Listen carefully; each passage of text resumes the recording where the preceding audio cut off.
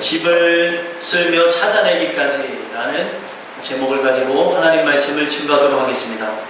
여러분들과 제가 읽은 본문의 말씀을 보면 한 여인이 나오는데 그 한 여인이 집안에서 10드라크마를 갖고 있었다가 한 드라크마를 잃어버리게 되어지므로 그 한 드라크마를 찾기 위하여서 온 집안을 쓸며 찾아내기까지 부지런히 찾았다라는 내용이 나옵니다. 그리고 나선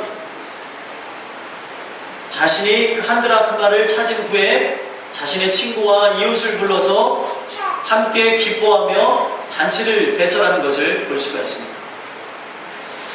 그러면서 마지막에 하시는 말씀이 무엇입니까? 한 사람이 하나님 앞에 회개하고 돌아오게 되어지면 하나님의 사자들 앞에 기쁨이 된다라는 말씀을 하면서 오늘 말씀의 모든 내용에 마치는 것을 볼 수 있습니다. 한 드라크마가 얼마나 되는지 그 한 드라크마를 찾기 위하여서 그렇게 애를 쓰고 또 그 한 드라크마를 찾아낸 후에는 많은 사람들과 함께 더불어서 기뻐하였는데, 여러분들 한 드라크마가 오늘날로 이야기하면 1인당 한 사람이 하루에 버는 임금을 얘기합니다. 우리가 하루에 많이 버시는, 기본적으로 평균적으로 대한민국 사람들이 버는 돈이 한 10만원 돈 정도 된다고 합니다. 10만원이라는 계산을 했을 때 10드라크마는 계산을 아무리 못하지만 100만원이죠? 아닌가요? 다들 아니라는 표정을 지으세요. 100만원이죠? 네, 100만원이고 그 중에 10만원을 잊어버리면 얼마 남은 거예요? 90만원이 남은 거예요. 10만원을 찾기 위해서 이 여자가 온 집을 다 뒤집고, 그리고 어떻게 보면은 꼭 간단해서 할 얘기는 아니지만 까기도 하고 해가지고 결국에 10만원을 찾았습니다. 근데 그 10만원을 찾게 된 후에 그 10만원을 찾게 된 것에 대한 큰 기쁨이 있어서 이웃 사람들을 불러서 초청을 해가지고 함께 즐거워하면서 잔치를 벌였다고 한다면 과연 돈이 남겠냐는 거예요. 그 사람들, 모든 사람들 불러서 하면은 아무래도 남지도 않았을 겁니다. 왜 이 여인이 한 드라크마를 찾는 데 있어서 그렇게 모든 열정을 다 썼고 온 마음을 가졌겠냐는 거예요. 유대인들의 풍습을 보면은요, 남자와 여자가 결혼할 때 여자에게 남자가 결혼하는 선물로서 반지와 같은 거를 주는데, 어떤 거를 주냐면은 10드라크마를 한 줄에다가 꿰가지고 머리에 장식을 할 수 있는 장식구를 이렇게 선물을 한다고 합니다. 그래서 그 장식구는 결혼 반지와 같은 그런 역할을 하기 때문에 아무래도 이 여인 자체도 아무래도 자기의 그 남편에게 받았던 그 장식구를 찾기 위해서 10드라크마가 이렇게 모여져 있어야 머리에 하는 장식구가 되어지는데, 그 한 드라크마를 잊어버리게 된 것을 그렇게 열심을 갖고 찾은 것이 아닌가라는 생각을 갖습니다. 어떤 풍습적인 그런 모습도 있겠죠. 예수님이 그 당시에 그 많은 사람들이 잘 이해할 만한 그런 풍습적인 비유를 통하여서 그들에게 하시는 내용이 무엇이냐, 한 드라크마에 갖고 있는 그거의 값어치가 굉장히 크다는 것을 얘기하는 거죠. 단순히 그 값어치가 10만원에 해당돼서 그 여인이 온 집안을 찾고 또 뒤집고 하면서 찾았던 내용이 아니라는 거죠. 남편에게 받을 소중한 선물이니까 그 선물을 찾아야 되기 때문에 온 집안을 부지런히 찾고 쓸면서까지 애를 썼다는 겁니다. 예수님께서 오늘 이 말씀을 비유로 주신 이유는 무엇이냐면, 여기서 말하는 한 드라크마가 한 영혼을 해당되기 때문에 비유로 이스라엘 사람들에게, 오늘 우리에게 이 말씀을 주셨다는 겁니다. 여러분들 만약에 집안에서 10원을 잃어버렸어요. 10원을 잃어버리면 집안을 다 뒤지면서 쓸고 닦고 찾습니까? 못 찾죠? 제가 아까 전에 사역자 예배를 들으면서 오전도사님한테 그랬어요. 오전도사의 집안에 10원이 떨어지면 찾을 수 있겠느냐 그랬더니 표정이 보니까 대답을 안 하는데 안 찾겠다고 그러더라고요. 누가 10원을 찾는데 그렇게 애를 갖겠냐는 거예요. 근데 만약에 다이아 반지를 잃어버렸다고 생각해 보세요. 다이아 반지를 잃어버렸으면 아마 집안을 막 들고 놨다가 우리가 별 행동을 다 할 겁니다. 왜요? 값어치가 있으니까. 예수님께서 오늘 이 말씀을 통하여서 하시고자 하는 그 말씀의 근본적인 뜻이 무엇이냐면, 한 여인이 한 드라크마를 찾기 위해서 그만한 큰 열정을 보이면서 애를 썼던 것처럼 우리 모든 사람들, 인간을 구원하시고자 했던 예수님은 그 인간을 찾아오기 위해서 잃은 한 영혼이라고 하는 한 드라크마와 같은 한 영혼을 찾아오기 위하여서 자신의 모든 열정을 쏟으시고 그 열정 끝에는 자신의 생명까지도 내어주셨다는 거예요. 그 여인이 드라크마를 찾듯이 내가 오늘 한 영혼을 찾기 위하여서 나의 생명까지도 버리겠다는 주님의 말씀이 숨겨져 있다. 여러분들, 한 영혼의 값어치가 어느 정도가 되겠습니까? 성경에서 한 영혼의 값어치를 천하로 얘기하고 있습니다. 왜 그렇습니까? 예수님이 한 영혼이 천하보다 귀하다고 얘기했습니다. 예수님이 자신의 생명을 바쳐서 한 영혼을 위하여서 십자가에 달려 돌아가 주신 그 이유가 무엇입니까? 천하보다 귀한 생명이 바로 여러분들이기 때문에 십자가에 달려 죽으셨다는 거예요. 근데 여러분들 생각해 보십시오. 여러분들을 얼마나 사랑하시기에 십자가에 달려 돌아가 죽으셨냐는 거예요. 성경에 보니까 우리는 날 때부터 죄인이고 죽을 때까지 죄인이라고 얘기하고 있어요. 그래서 성경에 말씀을 보니까 우리가 아직 죄인 되었을 때 그리스도께서 우리를 위하여 죽으심으로 하나님에 대한 사랑을 확증하셨느니라는 말씀이 있어요. 우리가 아름답고 우리가 남들보다 나아서 하나님이 우리를 구원해주신 것이 아니라 죄인 되었을 그 시절부터, 우리가 태어나기 이전부터 하나님께서는 우리를 택하시고 우리를 구원하시겠다고 이미 작정하셨다는 거예요. 근데 그 작정을 이루시기 위하여서 한 영혼을 구원하기 위해서 필요한 것이 무엇이냐면, 그의 상응하는 값어치를 마귀에게 주어야, 사단에게 주어야 한 영혼을 데려올 수 있는데, 그 한 영혼을 데려오기 위해서 필요한 값이 무엇이냐면 바로 예수 그리스도의 피값이라는 거예요. 그래서 그 피값을 치르고 여러분들을 구원하셨다는 거예요. 여러분 생각해 보십시오. 사랑하지 않고서 하나님이 자신의 아들을 주어서 자신의 아들을 주기까지 했겠습니까? 또 그리고 그 아들이 우리를 사랑하지 않으셨으면 자기의 생명을 버리면서까지 자기의 목숨을 버리셨겠냐는 거예요. 오늘 이 말씀은 짧은 내용이지만 많은 의미를 내포하고 있는 거예요. 얼마나 우리를 사랑하시면 하나님은 자신의 아들을 주고, 또 하나님의 아들 예수님은 자신의 생명을 바쳐서 하나님의 뜻을 이루냐는 거예요. 마귀에게 이끌려서 나가는 우리를 구원하시기 위하여서 우리를 정말 값어치 있는 천하보다 귀한 영혼으로 보셨기 때문에 하나님의 아들 예수 그리스도와 하나님께서는 그 뜻을 이루기 위해서 자신의 아들을 주기도 하시고, 그 아들은 아버지의 뜻에 맞춰서 십자가에 달려 돌아가셨습니다. 그래서 하나님의 사랑을 얘기하면 아가페 사랑, 위대한 사랑이라고 합니다. 인간의 사랑은 조건적인 사랑이래요. 왜 조건적인 사랑입니까? 부모와 자식 간의 사랑도 조건적인 사랑이라고 합니다. 조건적인 사랑이라고 합니다. 왜 그렇습니까?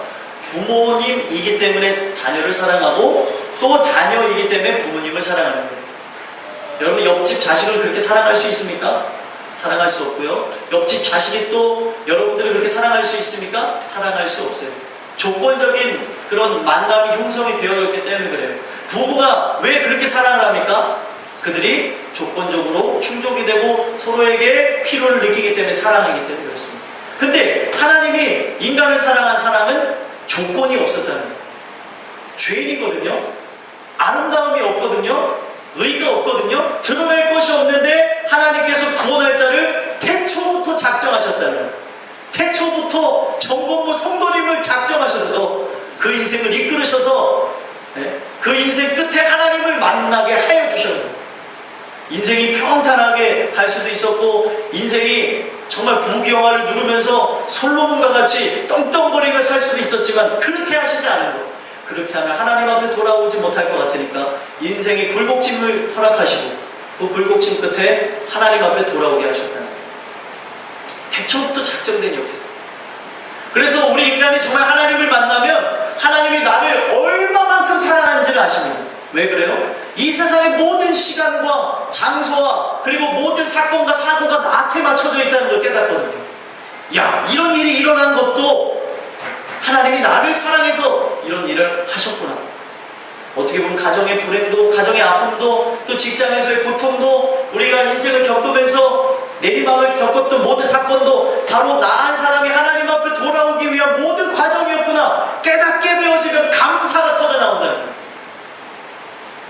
근데 오늘날 그걸 우리가 느끼지 못하다 보니까 하나님께 영광을 돌려드리지도 못하고 그것을 느끼지 못하다 보니까 한 영혼에 대한 생각을 갖지도 못한다.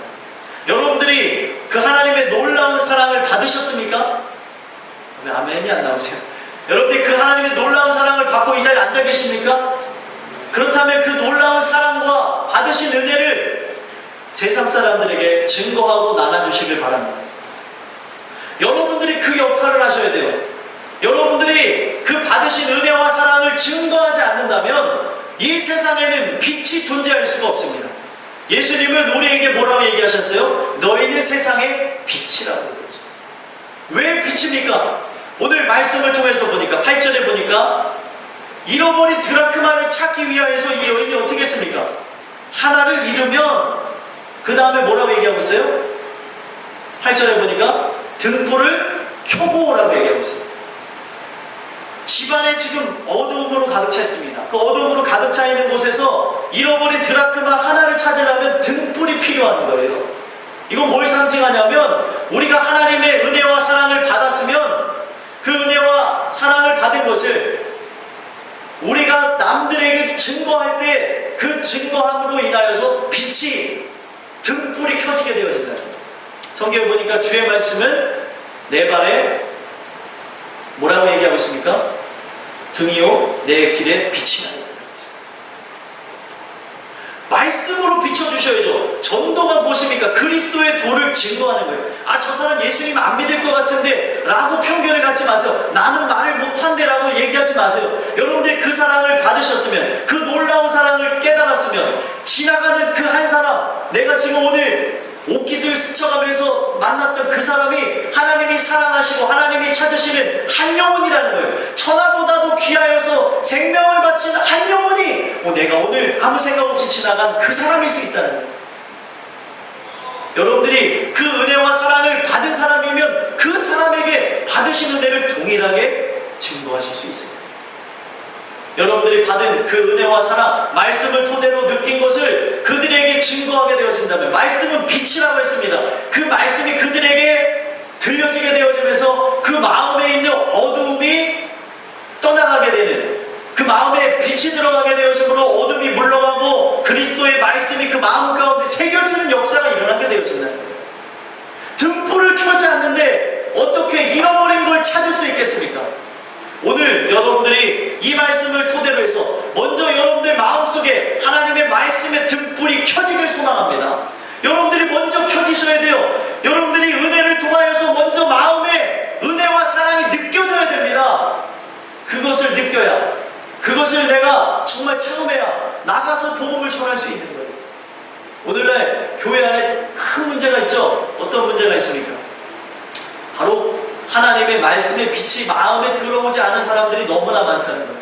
즉 종교인들이 바글바글 되는 곳이 교회가 되어버렸다는 거예요.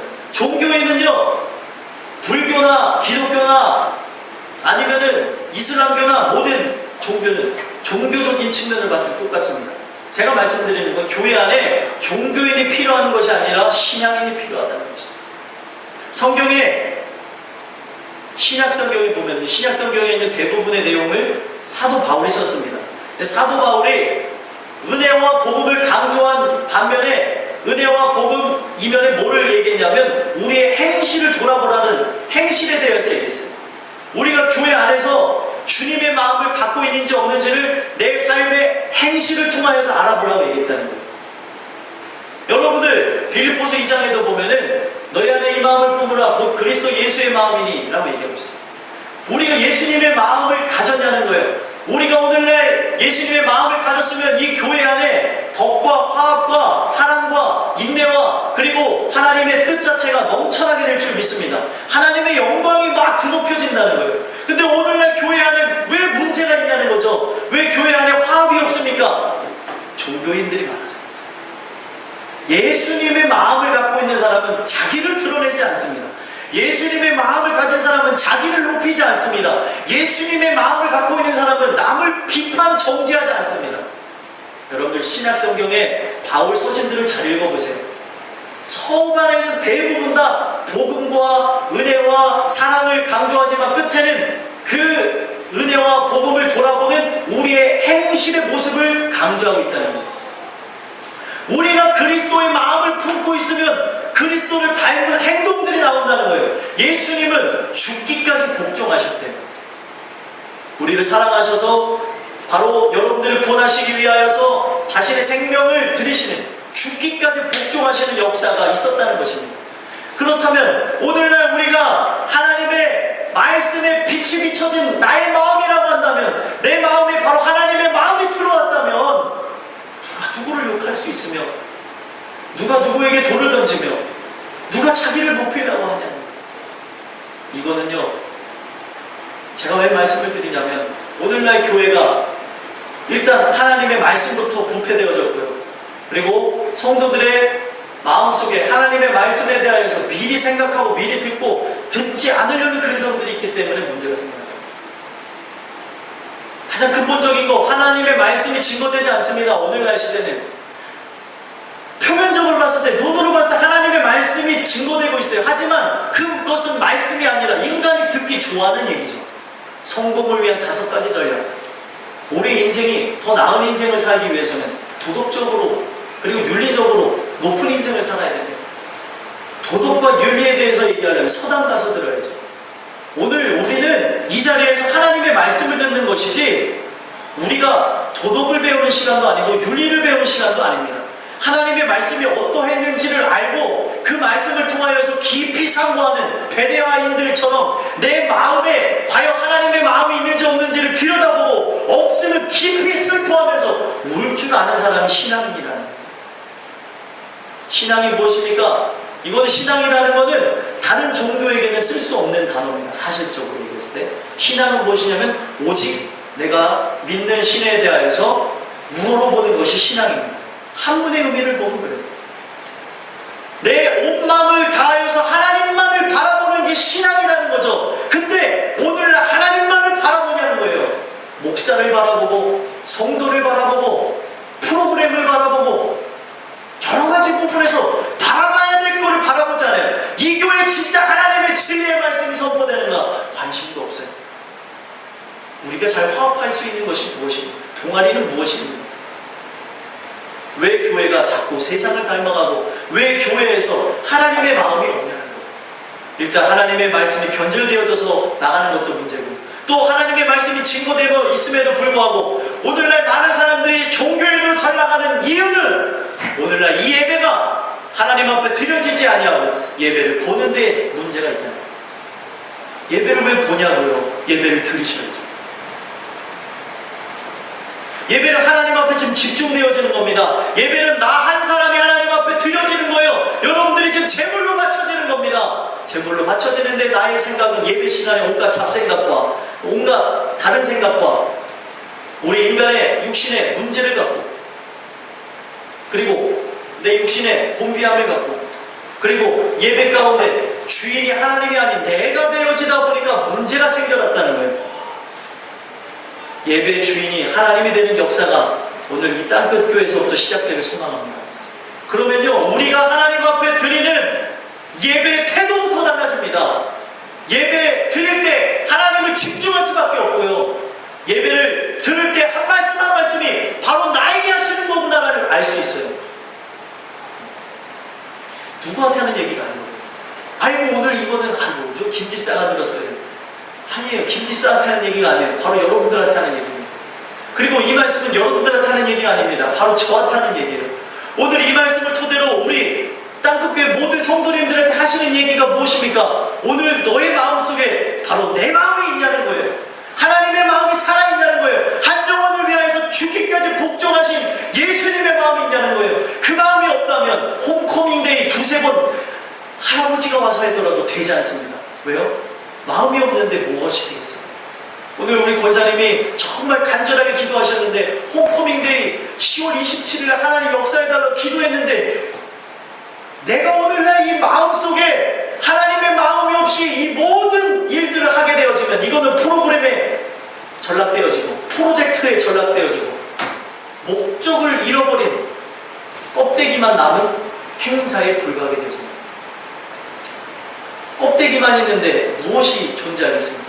한 영혼에 대한 사랑이 없는데 외침들 무엇인 소용이 있겠습니까? 한 영혼에 대한 그 애착이 없는데 누가 나가서 전도하겠냐는 거예요. 누가 나가서 복음을 얘기하겠냐는 거예요.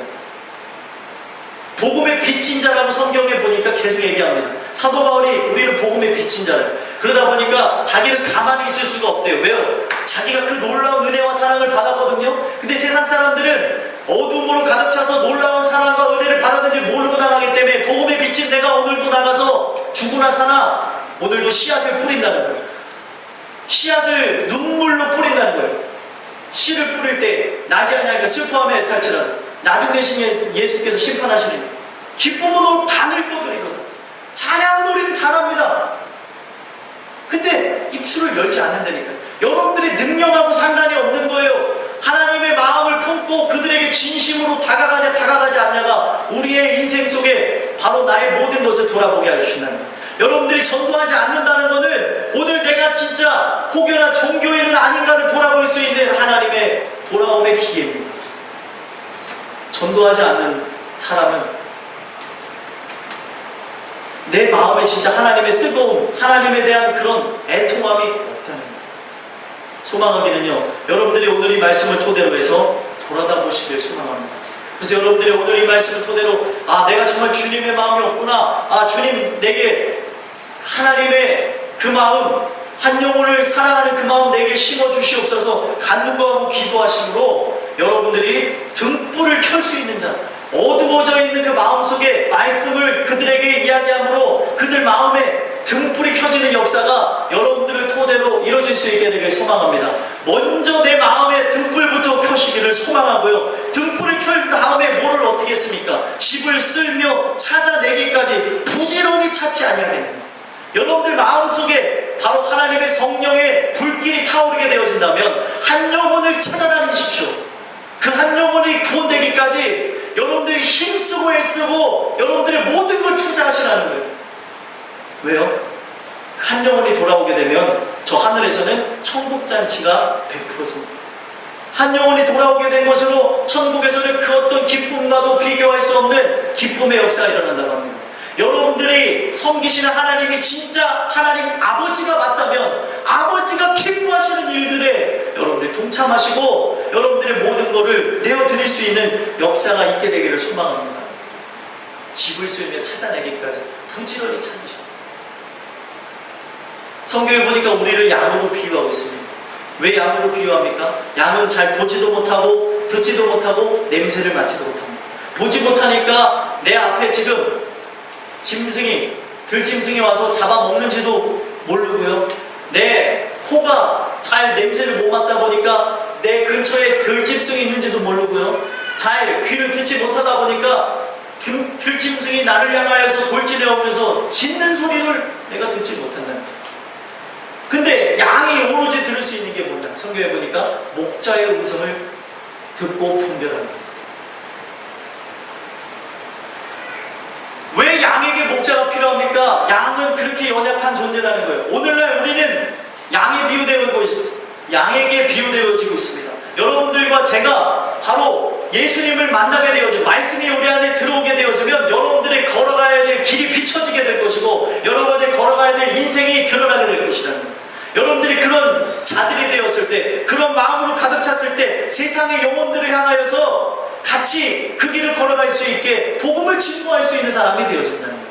오늘날 내 입술이 가만히 있고 내 마음이 요동치지 않는다는 건 내 신앙이 지금 정점에 머물러 있고 내 신앙이 종교인으로 전락됐다는 걸 얘기하는 거라고요.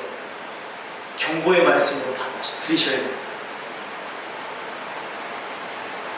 무서운 말씀이에요. 내가 주님의 마음과 동화되지 않았는데, 내가 그 사랑을 알지 못하는데 우리가 어찌 천국 간다고 얘기할 수 있겠습니까?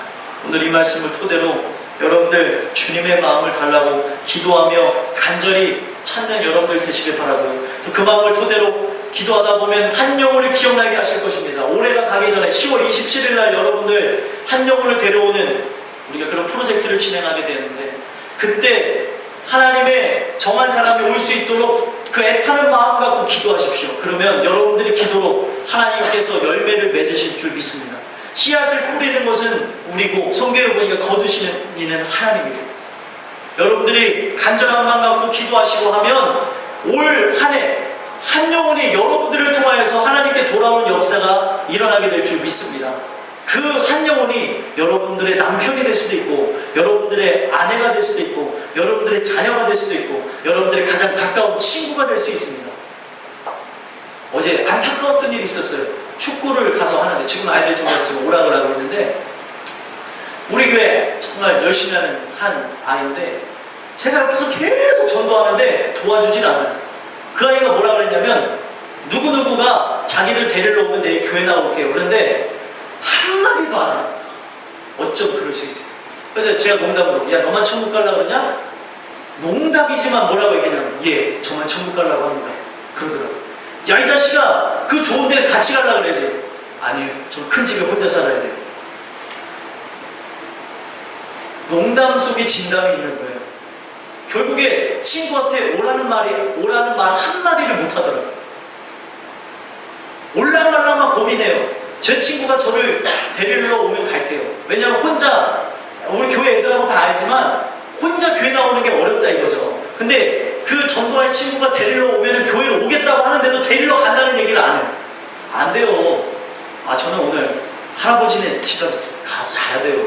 할아버지네 집 가서 자야 돼서 못 데리고 와요. 장담하는데 오늘 안 와요. 그치? 안타깝더라고요. 그리고 주변에 막 널렸어요. 막. 네? 널렸는데 없어요. 아무 생각이 없어요. 저 영혼이 죽어가는 거예요.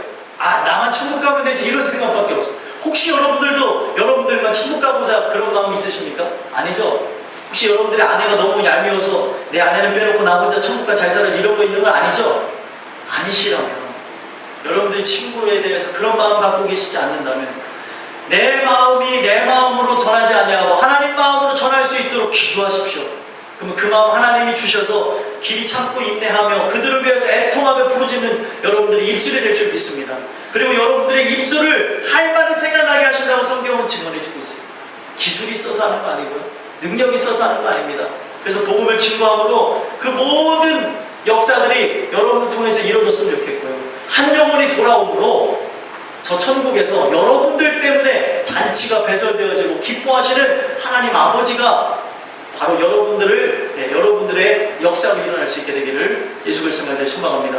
끝으로 여러분 10절 한번 우리 읽어보겠습니다. 읽겠습니다. 시작. 내가 너에게 이르노니 이와 같이 죄인 한 사람이 회개하면 하나님의 사자들 앞에 기쁨이 되느니라. 아멘.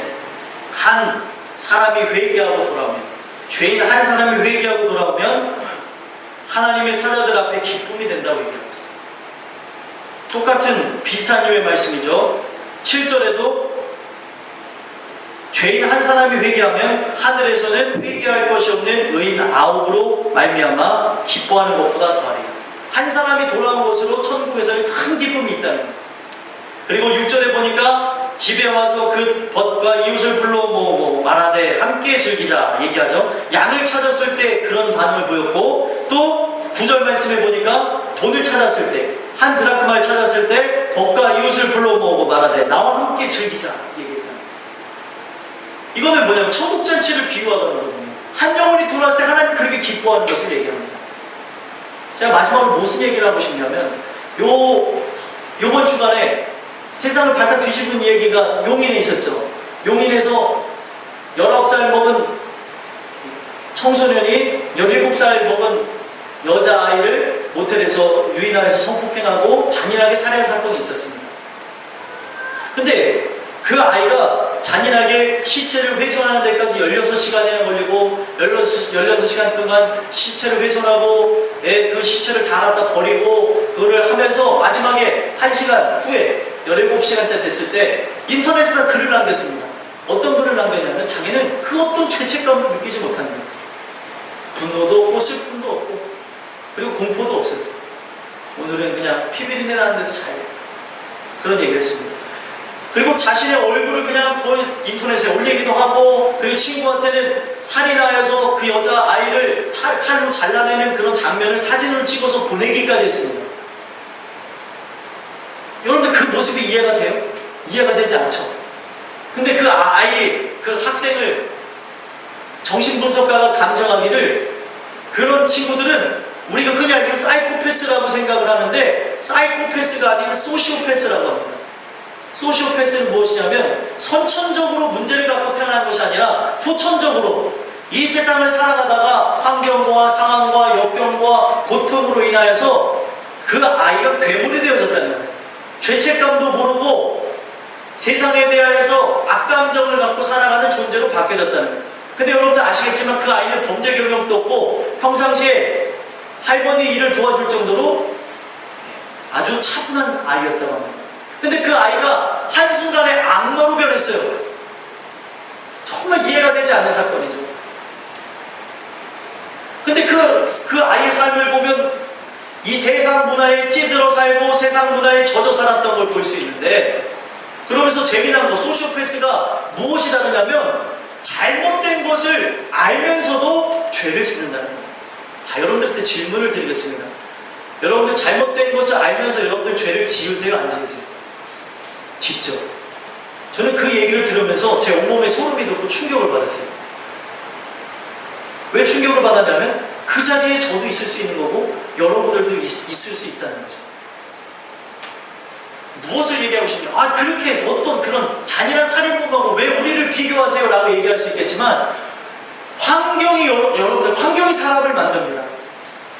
그 아이가 계속해서 잘못된 매스미디어의 영향을 받았어요. 공포영화를 보는데 막 사람을 잔인하게 살해하는 걸 보면서 호기심을 가졌습니다. 나도 한번 저렇게 한번 사람을 죽여보고 싶다는 생각을 가졌다는 거예요. 결국에 그 생각에 대한 열매가 그런 잔인한 행동으로 바뀌어졌다는 거예요. 그 여자아이를 살인하려고 인터넷에서 해고도 영상을 봐서 이렇게 사람을 자르고 죽였대잖아요. 한 생각이 한 사람을 바꿉니다. 그 아이에게 잘못된 생각이 들어오게 되어지므로 그런 일들을 꾸미게 되어졌다는 거예요. 오늘날 여러분들과 저도 마찬가지예요. 똑같이 알면서 죄를 범하고 있습니다. 이런 우리에게 하나님의 은혜가 없으면 우리들 또한 이 사회의 문화가 우리 자신들을 괴물로 만들고 우리 자신들을 세상의 손가락질하고 더욱더 극악무도한 죄인으로 만들 수 있다는 거예요. 눈에 드러나지 않았을 뿐 마음에 심각한 죄악을 범하고 살아가는 여러분들과 저일 수도 있다는 거죠. 살면서 많은 사람들 죽이지 않았습니까? 생각으로 많이들 죽이셨잖아요. 그렇게 생각으로 죽이던 그런 것이 결국에 하나님의 은혜가 없으면 죄책감도 모른 채 이것이 잘못된 것을 알면서도 사람을 진짜 죽인다니까요. 이게 오늘날 사회의 병폐적인 모습입니다. 어느 누구나 그렇게 될 수 있는 모습을 얘기합니다. 여러분들과 제가 정말 이 세상 살아가는 사람들 또 청소년들에게 정말 따뜻하게 복음을 증거하고 하나님의 사랑으로 다가갔다면 그 괴물과 같은 사람들은 나오지 않았을 거라는 거죠. 내가 오늘 그들에게 복음을 증거했다면 죄인 하나가 회개하고 돌아오는 것처럼 그런 모든 것들이 깨어지고 부서져서 이러한 살인을 저지르는 끔찍한 일들은 없었을 텐데 여러분들과 제가 입술을 열지 않아서 오늘날 그들이 복음을 받지 아니하고 큰 죄악을 범하고 살아간다는 거예요. 여러분들과 제가 복음을 증거하면 살인을 막는다고 생각하십시오. 내가 저 아이에게 복음을 증거하는 그것으로 저 아이가 어떻게 될지 모르잖아요. 저 사람이 어떻게 될지 모릅니다. 오늘날 우리의 감정은 불안한 시대에 살고 있어요. 100명 중 4명이 소시오패스고 100명 중 3명이 사이코패스입니다. 지금 이제 100명 중 거의 10명가량은 정상인이 아니라는 거예요. 의학적으로 봤을 때. 그리고 통계학적으로 봤을 때 100명 중 70명은 정신분열증을 앓고 있다고 합니다. 그런 시대에 여러분들이 살아가고 있어요. 겉으로만 멀쩡한 거예요. 멀쩡한 척하고 겉으로만 멀쩡하게 말을 하고 있지만 마음은 이미, 정신은 황폐되어져 살아가고 있다는 거예요. 그러한 그들에게 생명의 빛 대신 예수 그리스도의 복음을 증거하십시오. 그러면 그 사람들이 돌아와서 살인을 막을 것이고 그 사람들이 돌아와서 많은 사람들을 살리는 역사가 일어나게 될 것이라고 저는 믿습니다. 만약 그 한 영혼을 위해서 주변에 있는 많은 사람들이 용인에 있는 그 아이를 위하여서 그 아이가 한 영혼이라고 생각하고 주변에 친구들도 많은데 예수 믿는 사람 한 명도 없었겠습니까? 주변에 그렇게 사람이 많은데 예수 믿는 사람 한 명도 없었겠습니까? 그 한 사람이 그 아이를 두고 한 영혼이라고 생각하고 정말 목숨을 걸고 전도했으면 그런 끔찍한 일 자체가 없었을 거라는 거예요.